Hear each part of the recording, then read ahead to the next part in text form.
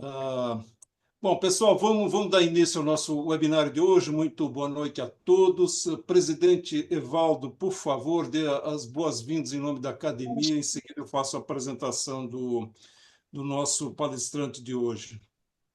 Bom, boa noite.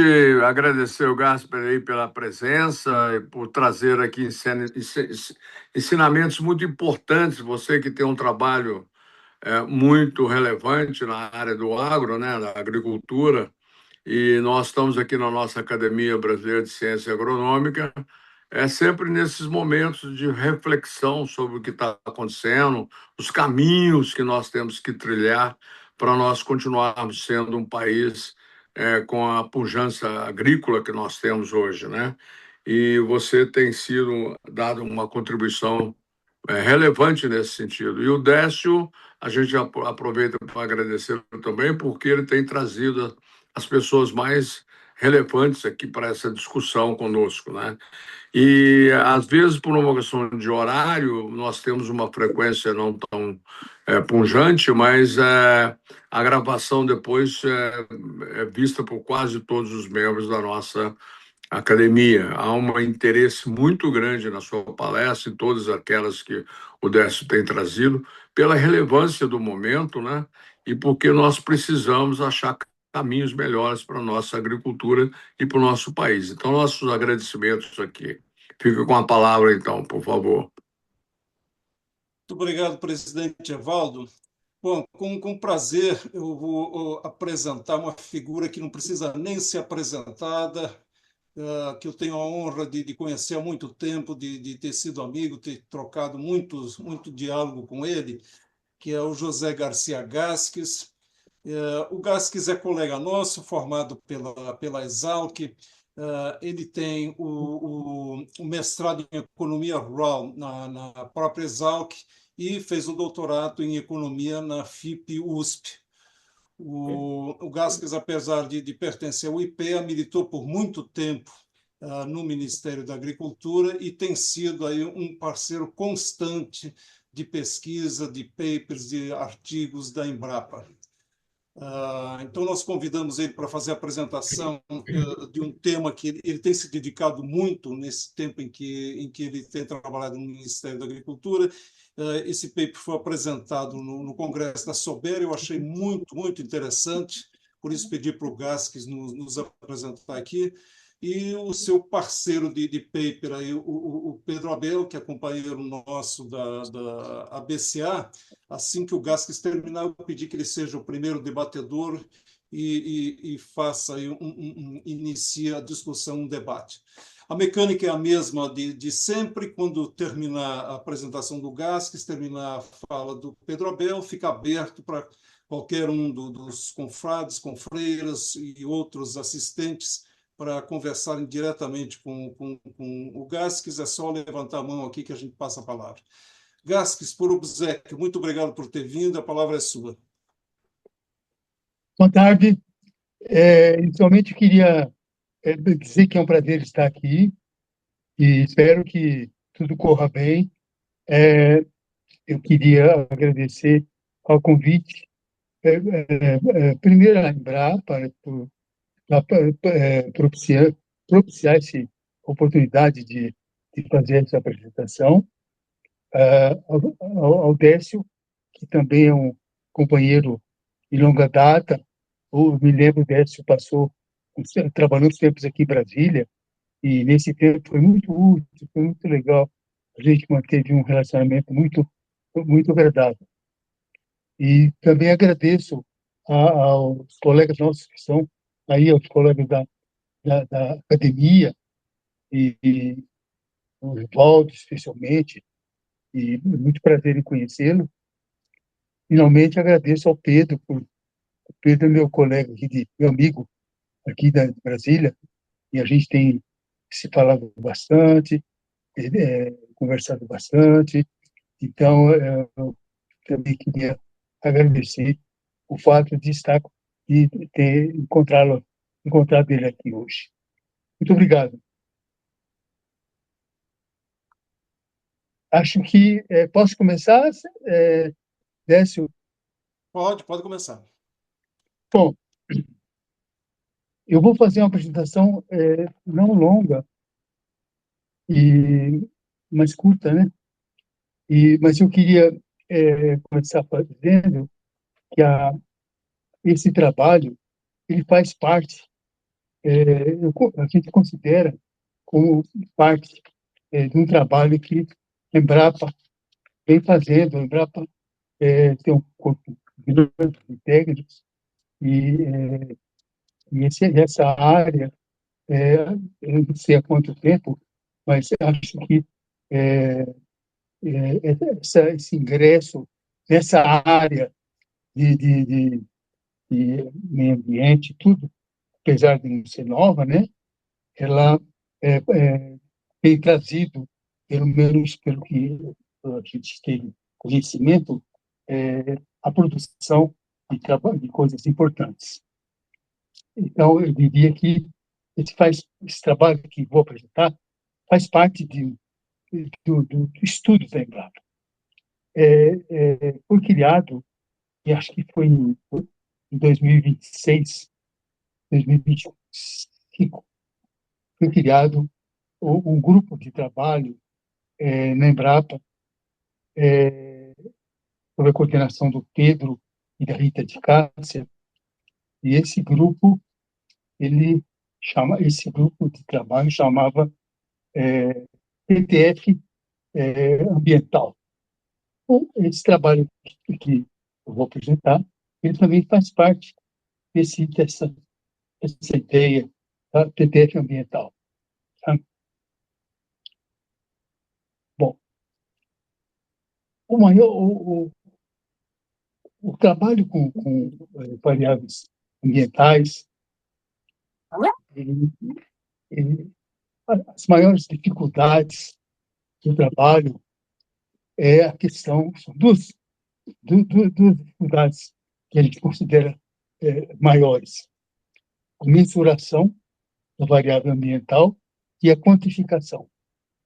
Isso porque, dependendo do método que você trabalhe, você não precisa de tudo isso, mas dependendo do método, você precisa de tudo isso. Então, essas são duas dificuldades sérias, e mesmo em casos que as pessoas os pesquisadores têm trabalhado com uma certa frequência, né, e de emissões de gás de efeito estufa, mesmo aqui, as dificuldades que o pessoal encontra não são pequenas.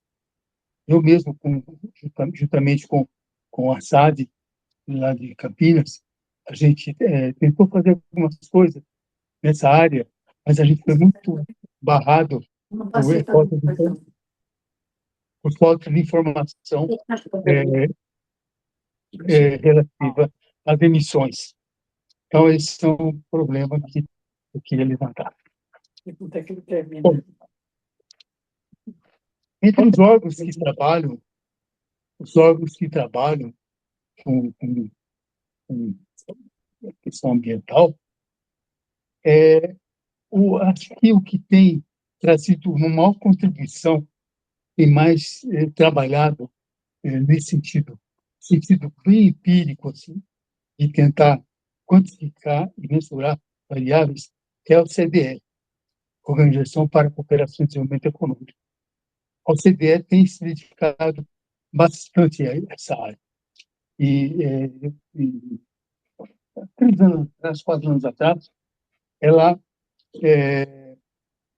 publicou alguns trabalhos muito interessantes sobre esse tema que a gente vai discutir aqui, está discutindo. O que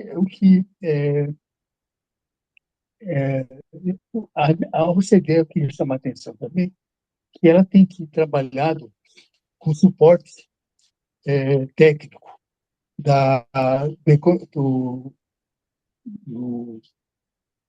Departamento de Agricultura dos Estados Unidos, lá no departamento, que é o ERS, Economic Research Service, e o IRS, é o instituto que dá para a OCDE e para o mundo todo, né, o cálculo rigoroso até de variáveis, variáveis de uma forma geral, ao calcular sempre para 80 países e calcular os índices de produtividade total dos fatores. Então, todo o cálculo da produtividade total dos fatores nesse trabalho que a OCDE faz, é calculado, feito pelo Economic Research Service. Aqui no Brasil, o pouco que nós temos feito sobre essa questão ambiental relativa ao tema que vou tratar, a gente usa uma série de dados de produtividade total dos fatores que nós temos acompanhado, temos construído aqui.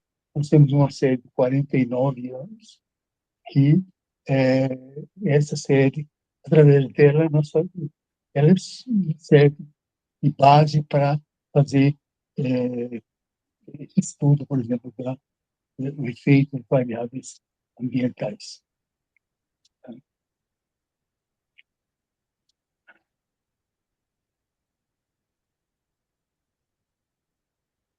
Nesse trabalho que a gente está apresentando, nesse trabalho, a gente trabalhou a variável ambiental usada são as terras degradadas, terras de pastagens degradadas. Então, essa informação, eu diria que é uma informação boa, no sentido estatístico, porque e ela é informação que temos trabalhado com ela, vamos trabalhar com ela, e acho que é uma informação boa. Nós temos o MapBiomas, e nessa publicação, nós obtivemos os dados sobre as terras degradadas. E o MapBiomas considera as terras em degradação inicial, degradação intermediária, degradação severa. Então, é assim que eles trabalham. Tá? E nesse trabalho, nós fizemos uma média de degradação inicial, intermediária e uma degradação severa. Só para tomar conhecimento, o MapBiomas levanta que nós temos por volta de 177,3 milhões de hectares de terras e pastagens degradadas. 177 milhões de hectares. Então, é uma área considerável. Nesse estudo que estou apresentando, nós trabalhamos com 6 estados e atingimos uma área de aproximadamente 60 milhões de hectares de áreas degradadas nesses estados que a gente trabalhou. É um pouco impressionante que grande degradação, alto nível de degradação é encontrado nas terras do norte do país. Pará, por exemplo, Rondônia.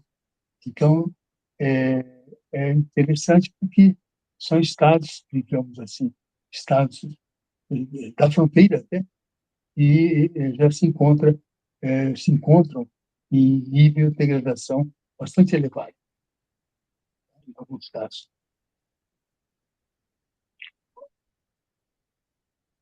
Então, para esse trabalho que a gente está apresentando, essa série de dados de produtividade, que eu vou discutir um pouquinho mais para frente, a gente usa essa série que nós calculamos aqui. Tá? O que os estudos que trabalham com esse tema, o que eles buscam, o que eles procuram? O que eles procuram são basicamente duas coisas. Eles procuram a quantificação de variáveis da variável e a mensuração da variável. Eu acho que no Brasil, se a gente tivesse, que eu não conheço, pode ser que nós tenhamos, que a gente tenha, se a gente tivesse uma série de variáveis ambientais já nos indicando quantidade que nós temos, quantidade e indicando também o valor, seria uma grande contribuição que a gente teria para esses estudos de mudanças climáticas, variações climáticas. Né?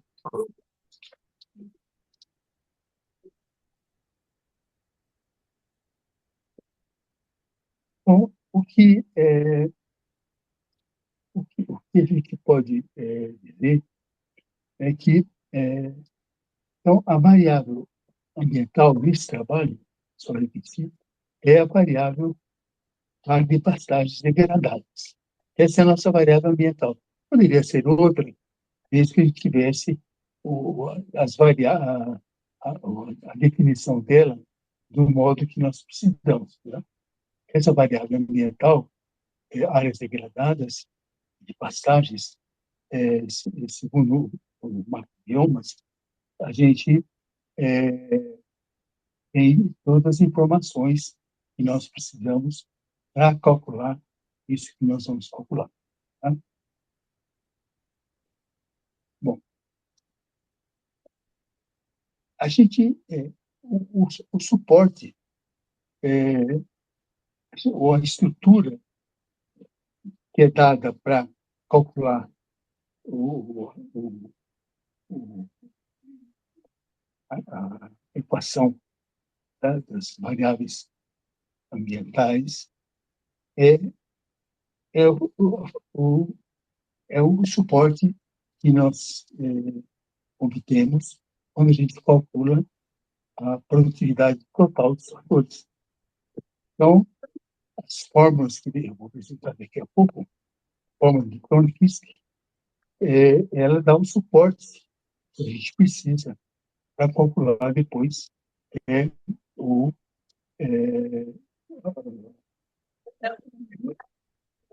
calcular a variação da variável ambiental sobre a produtividade. Tá? Então, a gente faz uma hipótese para esse trabalho. A hipótese que nós fazemos é que quanto maior a área degradada de pastagem, maior é o efeito sobre as áreas. Então, a hipótese é que o aumento da degradação leva a uma redução da produção e da produtividade. Então, essa é uma hipótese importante. Então, a degradação leva a uma redução da produtividade. Tá? Então, esse é o ponto que a gente chega ao final do trabalho. Por que na medida em que a gente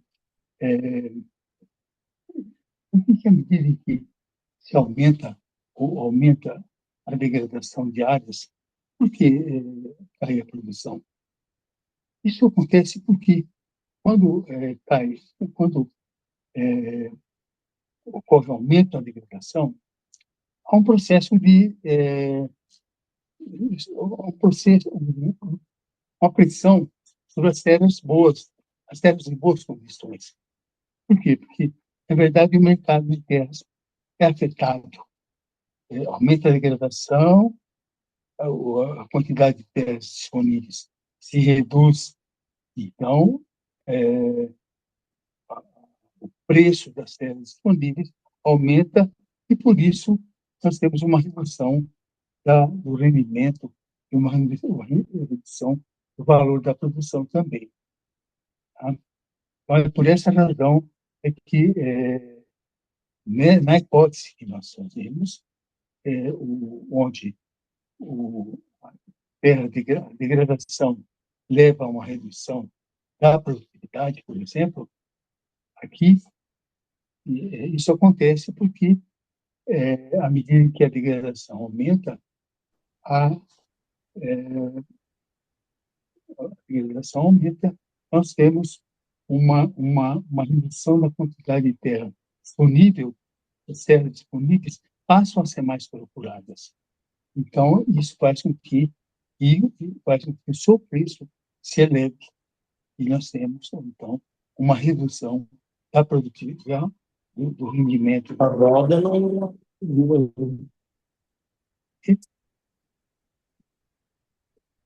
Se fosse montar uma equação, por exemplo, como a produtividade é afetada quando nós trabalhamos com variáveis. Parece que é dourado. O quê? Não parece que ele é dourado. Parece que ele é dourado. Olha para o binóculo. Alguém está com o microfone aberto aqui, não consigo identificar por obséquio. Se alguém estiver com o microfone aberto. Ok, desculpe, Gaskes, pode prosseguir. Tá. Então, a gente tem, quando trabalhamos com variáveis ambientais, a gente tem uma equação, a nossa equação de produção, no caso aqui a equação de produtividade, ela fica uma função não apenas dos insumos tradicionais, ela trabalho e capital, mas ela é também função dos insumos ambientais. Por exemplo, uma variável Z que poderia representar os insumos ambientais. E são, no nosso caso aqui, são as terras degradadas. Então, a produtividade, a variação da produtividade é uma função dos insumos tradicionais e dos insumos ambientais, onde os insumos ambientais, no nosso caso, são as terras degradadas. Eu vou voltar a pedir para o Décio. Bom, tem essa equação que está aí no quadro. Está bem visível essa equação aí, Décio? Para nós está claro aqui, sim.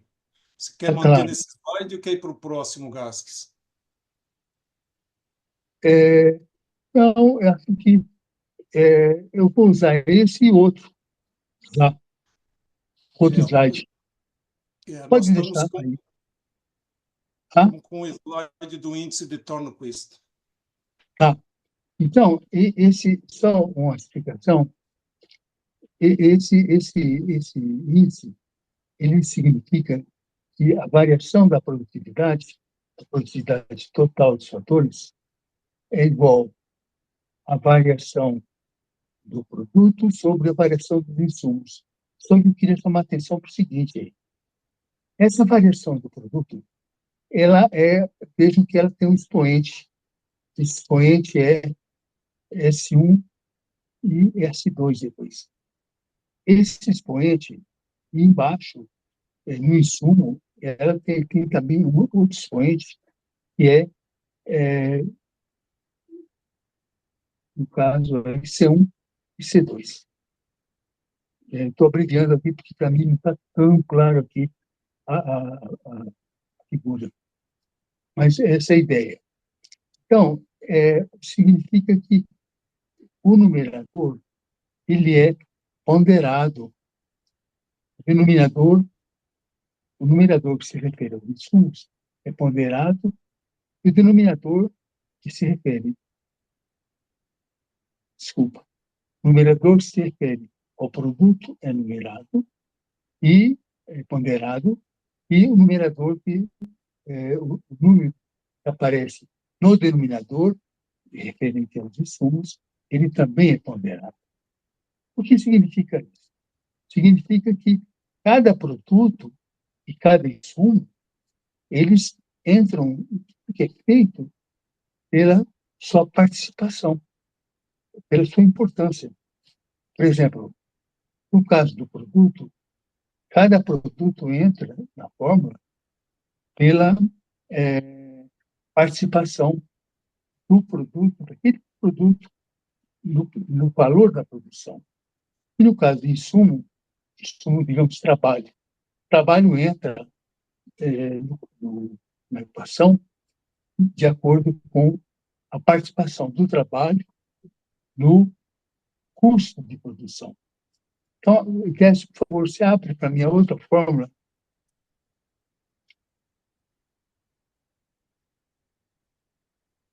Próximo slide, Bárbara.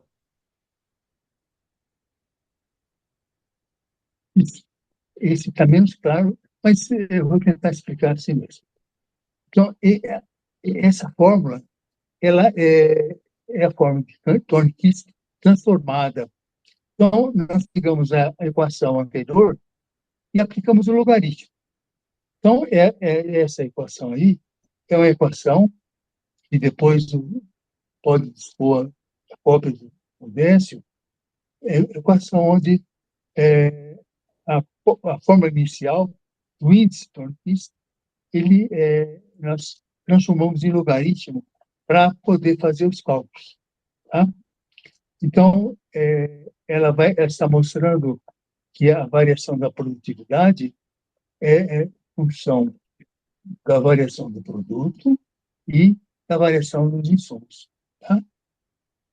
Então, por enquanto, ficamos com essa parte aí. Tá?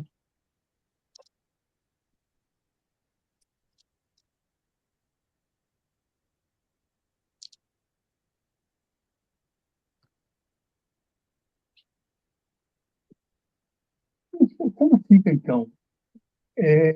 Quando nós temos... então, essa que nós estamos discutindo é que nós estamos considerando a variável ambiental, pastagens degradadas, e estamos considerando também que essa variável ambiental ela pode afetar a variação da produtividade. Então, à medida que nós aumentamos, se aumenta a área degradada, por várias questões, por várias razões, isso tende a aumentar a relação das produtividades. E a tendência é ter uma produtividade negativa, tá? As produtividades serem negativas. Porque, você podia falar do tempo, por favor? Nós temos mais 5 minutos, Gasques. Tá. O que eu faria de observações seriam observações. Então, o que a gente faz aí, antes das observações? A gente aplicou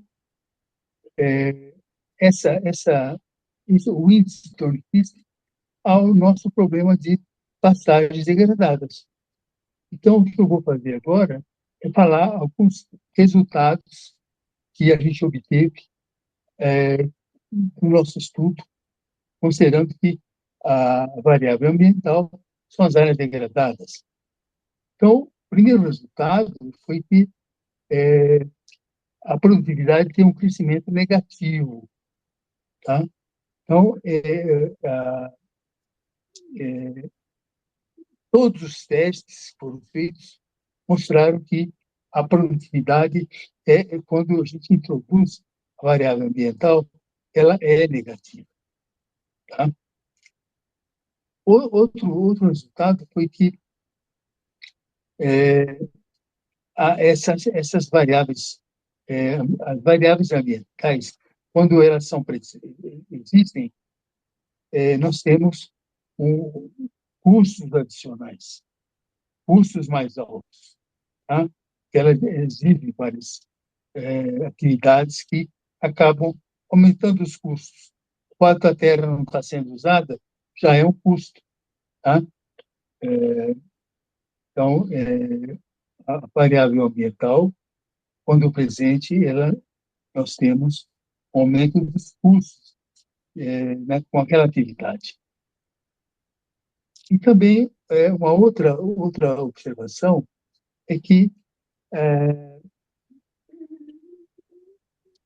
quando nós trabalhamos, quando nós introduzimos a variável ambiental, a terra e o trabalho, eles crescem menos do que numa situação normal.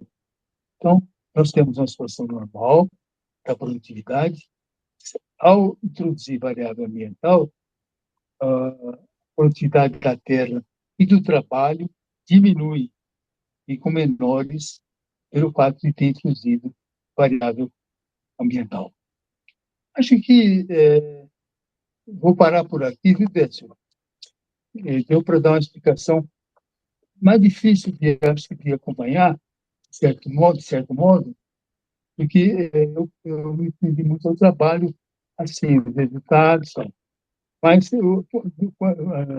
qualquer dúvida que tenha ficado, por favor, vocês podem levantar. Obrigado.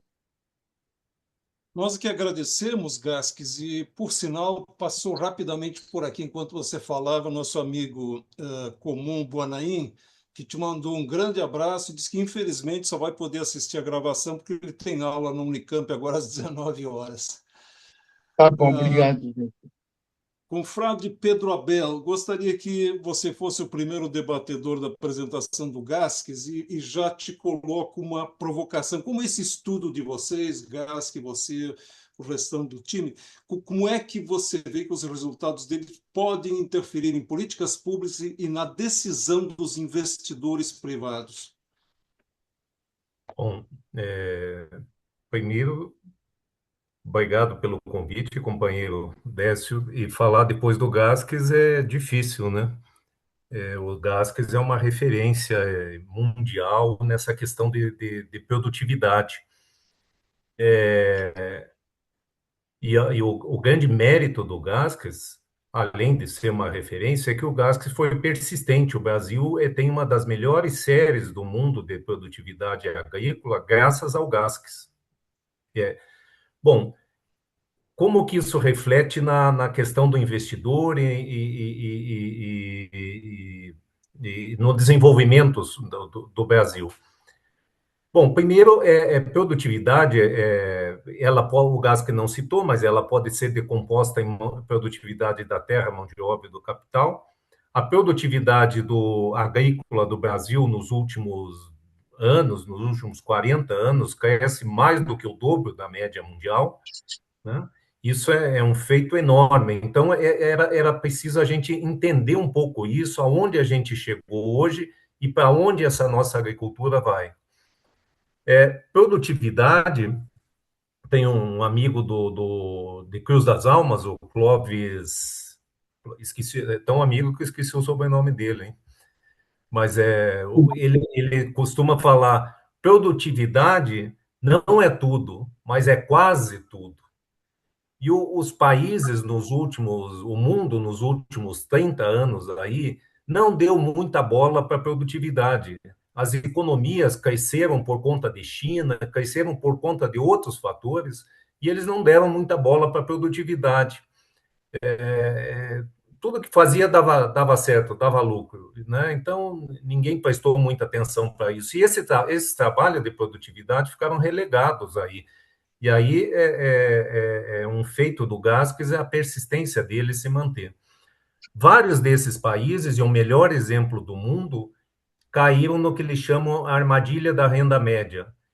O país vira um país de renda média e dali ele não consegue sair, porque não tem indicadores, não tem estudos, não sabe para onde se dirigir, não sabe o que fazer, não sabe onde investir, não sabe nada, não tem direção, né? E o Brasil é um dos bons exemplos no mundo. Não é por acaso, o Gás que citou aí, que a OCDE criou um grupo de produtividade, e tem um grupo de produtividade na agricultura lá dentro.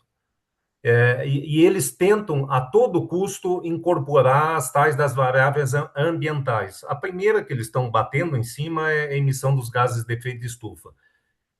O Brasil tem restrições, o gás que está ajudando nesse debate lá, mas é importante essa sinalização. Por que incluir gás de efeito estufa no cálculo da eficiência econômica, no cálculo da produtividade, né? Isso é um sinal claro que a economia no mundo está mudando, né? Ativo ambiental deixou de ser algo poético, qualquer coisa assim. É econômico, né? A Alemanha insiste porque insiste em colocar a emissão de gás de efeito estufa no cálculo da produtividade. Isso só não avançou ainda por conta do Brasil e da Austrália, e os Estados Unidos recuou, porque eles perceberam que isso podia, não está muito claro isso, né? Agora, como é que isso rebate? Isso muda, é um sinal claro da mudança de paradigma das economias. Está se dando atenção para a produtividade, vários países caíram na armadilha da renda média e estão incorporando novos fatores que ambientais. Bom, como é que isso rebate no Brasil aqui? A gente pode olhar, achar que o Brasil está desorganizado, que o Brasil é uma bagunça, e o brasileiro costuma falar isso, né? Mas não é bem assim, não, né? O Brasil é um dos estados mais porosos que tem no mundo, poroso no sentido de que a demanda da sociedade flui por dentro do corpo do estado. E o Brasil criou burocracias muito boas, que não adianta essa demanda fluir, ela tem que fluir, bater em algum lugar e isso ter repercussão e virar em algum instrumento de ganho de produtividade, né? E o Brasil no passado fez isso, não é por acaso a Embrapa, a Embraer, a Vale do Rio Doce, enfim, são vários exemplos que o Brasil tem de burocracias muito boas. Isso dá certeza que o Brasil tem condição de responder a isso, né? Essa é a nossa certeza. E, historicamente, cada vez que o mundo entrou em crise, o Brasil aproveitou esse gancho e deu um passo à frente. Foi assim o Proálcool, foi assim lá atrás de Vargas, a Companhia Siderúrgica Nacional, a Proálcool, eu já citei a Embraer, né? Então, o que deixa claro? O mundo está em crise, a economia do mundo está em crise, né? É estrutural, é crise estrutural, vem uma virada, e o Brasil está apto para responder a isso. Nós temos instrumentos para responder a isso. E principalmente a nossa produtividade da agricultura brasileira, primeiro ela cresceu bastante porque era cerrado, era terra bruta, qualquer coisa que se faz lá, você aumenta absurdamente a produtividade. Mas não foi só isso, foi ciência. Se colocou ciência em cima disso e foi buscar informação e gerou informação e criou o que a gente chama hoje de agricultura tropical, né? Que possibilitou aí ocupar o cerrado. A dita safrinha de milho é um exemplo claro isso de como nós quase dobra a produtividade da terra do cerrado, porque ele faz soja, desculpe, na mesma terra, usando as mesmas máquinas, a mesma mão de obra, ele ainda faz milho. E a fórmula do Gaskins mostra isso, entra no lado de insumo. Então, você está dobrando o produto, mantendo o mesmo insumo embaixo, né? É fantástico isso, né? É isso que fez a agricultura tropical e é isso que coloca o Brasil hoje como liderança pujante na agricultura mundial. Mas o Gaskins não indicou, e se me permite, Gaskins, Os dados do Gaspes mostram que nos últimos anos a produtividade da agricultura brasileira vem crescendo cada vez menos. Não é negativa, mas se antes crescia 3, agora cresce 2,5. Depois passa a crescer 2,2. Então, são sinais. A OCDE está dando um sinal claro, o mundo mudou, né? A PTF e essa importância do trabalho do Gaskes mostra que a PTF do Brasil, a produtividade da agricultura brasileira, está desacelerando. Não é ruim, mas está desacelerando. Aí junta tudo isso, né? Poxa, é um sinal claro que tem que mudar. E é o sinal da crise. E a crise é que eu esqueci o nome do autor agora, é aquele negócio do novo não nasceu, o novo não nasceu e o velho não morreu. Acho que o companheiro Manuel Moacir está aí, ele sempre me fala isso. E o Brasil está exatamente nessa fase. O novo não nasceu e o velho não morreu.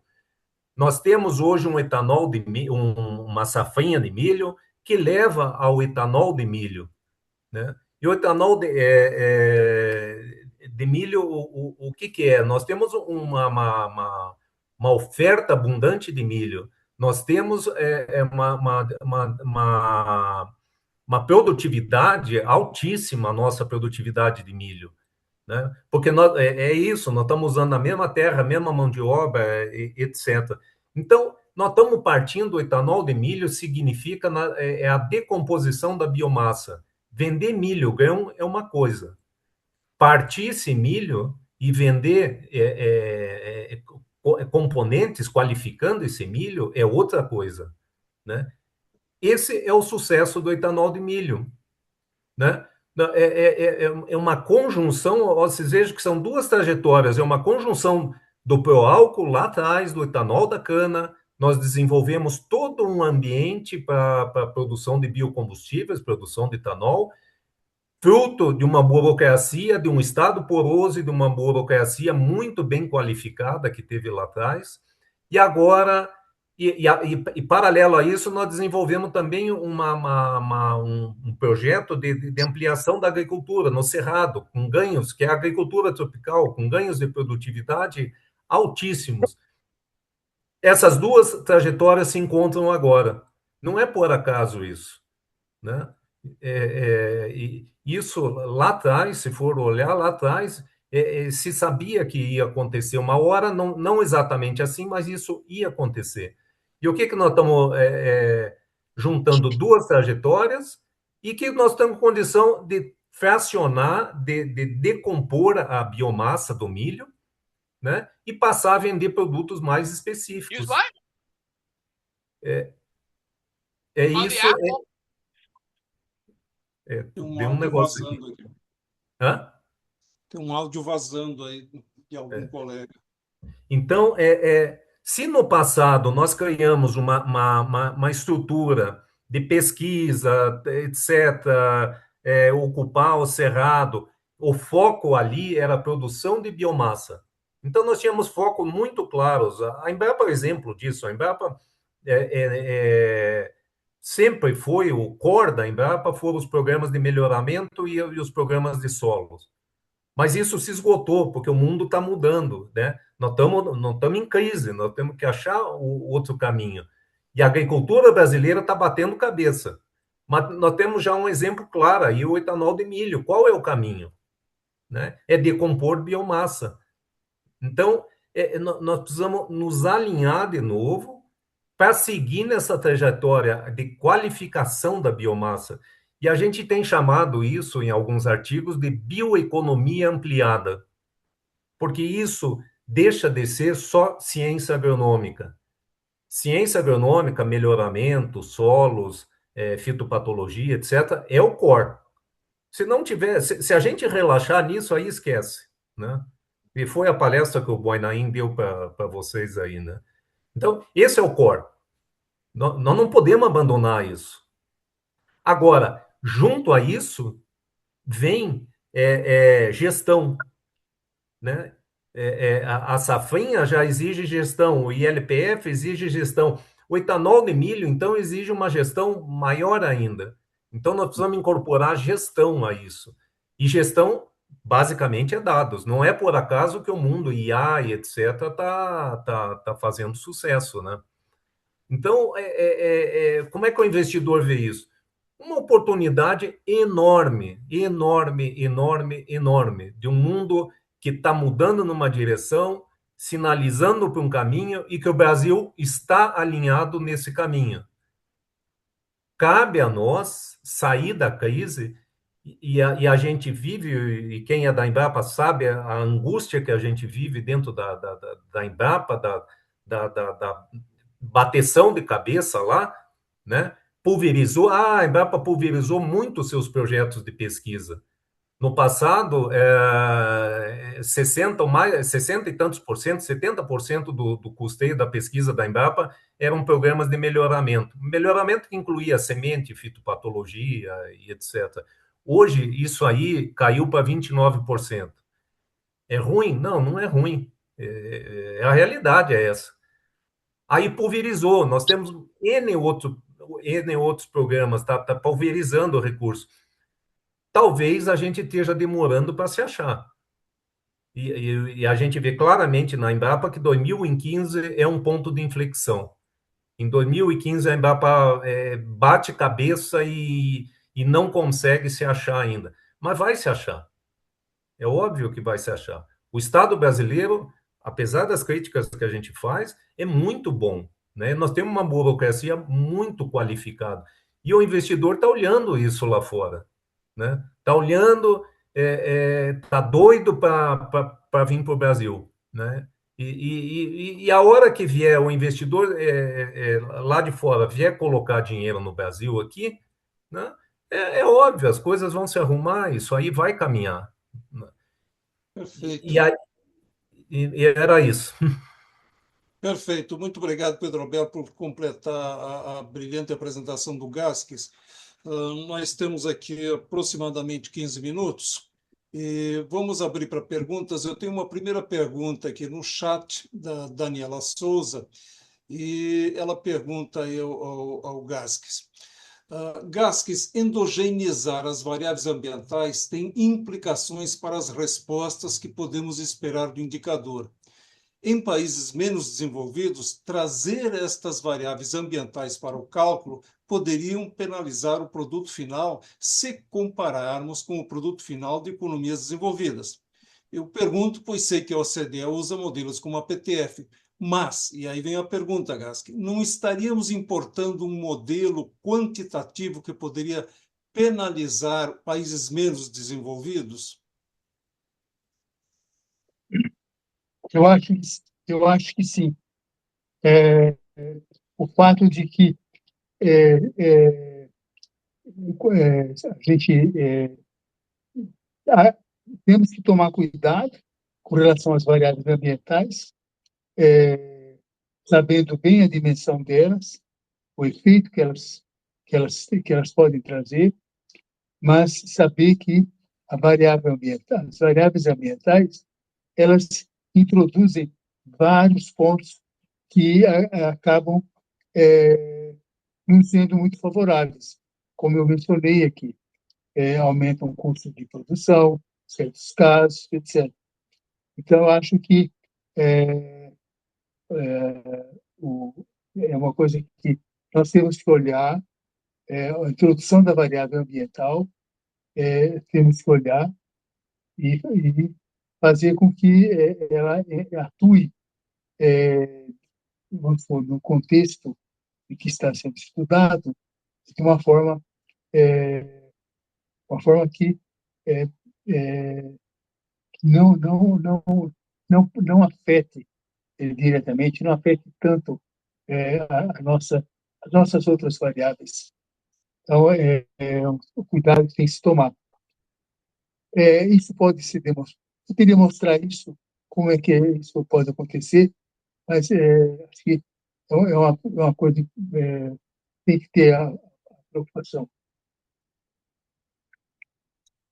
Perfeito, Gasques. Bom, nós temos tempo aqui para mais umas duas, três perguntas. Algum colega se candidata a alguma pergunta?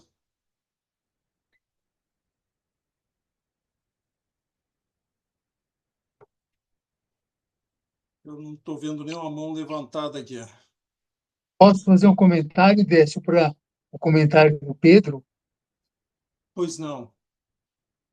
O Pedro fez, acho que a observação do Pedro é muito interessante, bem abrangente, e acho que essa questão que ele levantou de a redução da produtividade, essa tendência, viu, Pedro, de que a produtividade no Brasil está decrescendo, isso é um fato que a gente tem observado isso, já observa isso já há um bom tempo. Mas quando a gente olha esse dado, a gente pode falar, bom, pode ser também, será que não é também o efeito dos dados, né? É, pode estar vendo por exemplo, nos nossos dados, isso está acontecendo, mas esse problema é uma coisa que é, nós temos que olhar isso aí, entender por que isso pode estar acontecendo. Permite te provocar nesse particular, Gasques. Nós não estaríamos batendo no teto, porque quando nós nos aproximamos do potencial de realizar um potencial, a tendência são de acelerações menores ou de desaceleração do crescimento. E isso levaria ao raciocínio que o Pedro Abel fez. Olha, por esse paradigma aqui, nós estamos chegando perto do potencial, precisamos descobrir novos caminhos. E nesse particular, Gasques, nesses 49 anos de estudo com PTF, mas que seguramente você desdobrou pelos componentes ao longo do tempo, onde você enxergou a maior contribuição para a PTF dentro dos componentes dela no Brasil? Ah, sim. Eu acho que na série que a gente analisa, trabalha já há tempo, digamos assim, recentemente, a idade de ouro da agricultura, nos anos mais recentes, digamos assim, seria o ano 2000, 2010, mais ou menos, até 2020.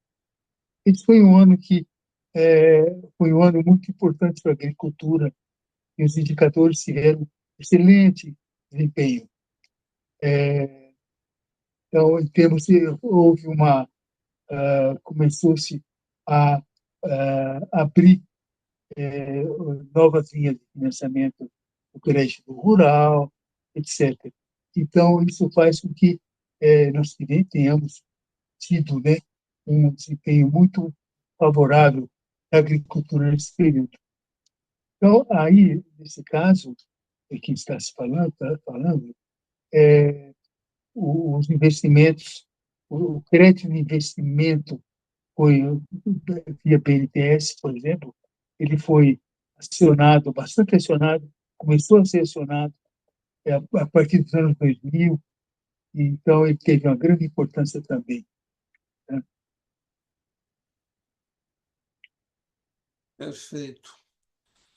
Nós temos tempo aí para mais uma pergunta. Estamos aproximando de 7 horas, que é o nosso horário fixado. Mais alguém quer fazer alguma intervenção?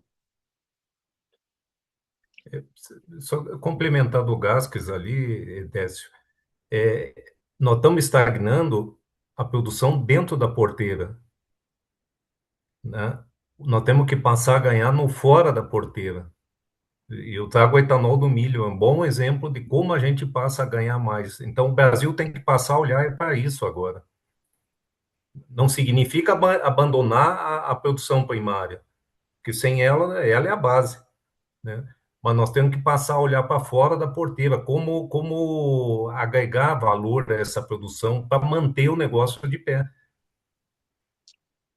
Novos negócios, na agregação de valor, novos negócios, né? Perfeito.